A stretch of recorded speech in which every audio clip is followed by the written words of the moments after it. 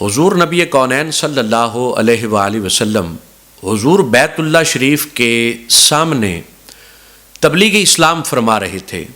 مکہ کے لوگ اکٹھے تھے اور میرے آقا صلی اللہ تعالیٰ علیہ وسلم دین کا پیغام دے رہے تھے، اللہ تعالیٰ کی توحید کا پیغام دے رہے تھے۔ تو لوگ کافی سارے اکٹھے میرے کریم آقا حضور صلی اللہ تعالیٰ علیہ وسلم کی بات کو سن رہے تھے۔ تو ان میں ابو جہل بھی آ گیا۔ ابو جہل آیا تو اس نے دیکھا کہ محمد الرسول اللہ صلی اللہ علیہ وآلہ وسلم اسلام کی تبلیغ فرما رہے ہیں، تو وہ آ کے کہتا ہے کہ آپ گلی میں ہوں، آپ مسجد میں ہوں، آپ سفر میں ہوں، جہاں کہیں بھی آپ ہوں تو آپ اللہ تعالیٰ کی توحید کا پیغام ہی دیتے رہتے ہیں، دین اسلام کی تبلیغ میں مصروف رہتے ہیں۔ اس نے بڑا غصہ کیا اور کریم آقا حضور صلی اللہ تعالیٰ علیہ وسلم آپ کے سر انور حضور کے سر پہ پتھر مارا۔ اللہ اکبر کبیرہ۔ آقا دو عالم صلی اللہ تعالیٰ علیہ وسلم حضور کے سر سے خون نکلنا شروع ہو گیا۔ تو جیسے خون نکلا میرے کریم آقا کے چہرے پہ آیا، حضور نے چہرہ صاف کیا تو چہرے پہ خون تھا۔ میرے کریم آقا حضور صلی اللہ تعالیٰ علیہ وسلم کا چہرہ خون سے تر ہو گیا۔ جب لوگوں کو اس بات کا پتہ چلا کہ محمد الرسول اللہ صلی اللہ تعالیٰ علیہ وسلم ان کو ابو جہل نے پتھر مارا ہے اور وہ خون سے تر ہو گئے ہیں، بات جیسے ہی باہر نکلی، ادھر حضرت جناب سیدنا امیر حمزہ رضی اللہ تعالیٰ عنہ حضور رحمت عالم صلی اللہ تعالیٰ علیہ وسلم کے چچا جان، آپ گھر سے نکلے، گلی میں آئے تو پتہ چلا کہ آپ کے بھتیجے کو، اللہ کے نبی کو کسی نے پتھر مارا ہے۔ آپ وہاں سے آئے اور جا کے حضور نبی کونین صلی اللہ تعالیٰ علیہ وسلم آپ کے پاس جا کے دیکھا کہ آقا کے چہرے پہ خون ہے، سر پہ خون ہے۔ تو بتایا گیا ابو جہل نے آپ کو پتھر مارا۔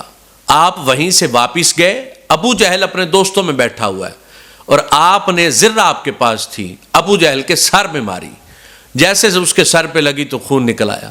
پھر واپس آئے، حضور رحمت عالم صلی اللہ تعالیٰ علیہ وسلم حضور کو سینے سے لگایا۔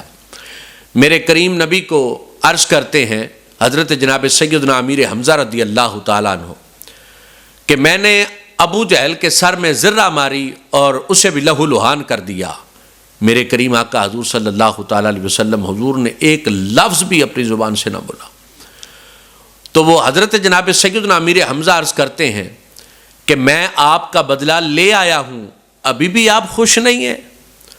تو آقا دو عالم صلی اللہ تعالیٰ علیہ وسلم نے فرمایا، چچا میں اس دن خوش ہوں گا جب آپ اللہ پر ایمان لے آئے اور اللہ کے محبوب یعنی مجھ پہ محمد الرسول اللہ صلی اللہ علیہ وآلہ وسلم آپ ایمان لے آئے۔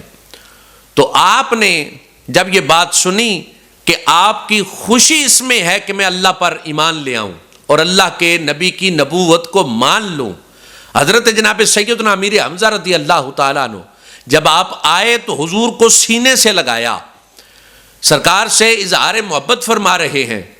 تو جب میرے کریم نبی نے فرمایا چچا میں خوش اس بات میں ہوں کہ آپ اللہ پر یقین لے آئیں، اللہ کے محبوب کی نبوت کو مان لیں، اس پر ایمان لے آئیں، تو حضرت امیر حمزہ رضی اللہ تعالیٰ عنہ عرض کرتے ہیں کہ اگر آپ کی خوشی اس بات میں ہے تو میں کلمہ پڑھتا ہوں اور مسلمان ہوتا ہوں، میں اللہ پر بھی ایمان لاتا ہوں اور اللہ کے محبوب محمد الرسول اللہ صلی اللہ علیہ وآلہ وسلم پر بھی ایمان لاتا ہوں۔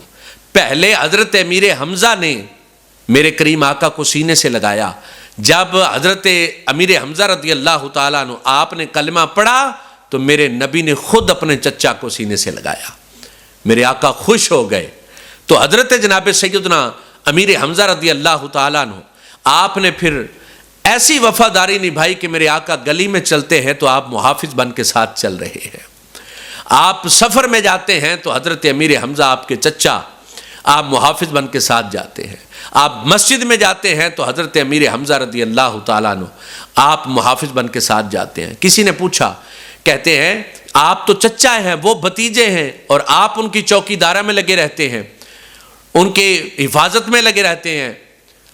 تو آپ نے آگے جو جواب دیا کمال ہو گیا۔ آپ فرماتے ہیں کہ میں نے اپنی رشتہ داریوں کو میں نے اپنے نعتوں کو، اپنے تعلق کو، اپنے وقار کو، اپنے عزت کو، اپنی عظمت کو، ہر چیز کو میں نے آقا کے قدموں پہ قربان کر دیا ہے۔ سبحان اللہ۔ یہ حضرت سیدنا امیر حمزہ رضی اللہ تعالیٰ عنہ، یہ آپ کی محبت تھی اور آپ نے اس طرح اسلام قبول کیا۔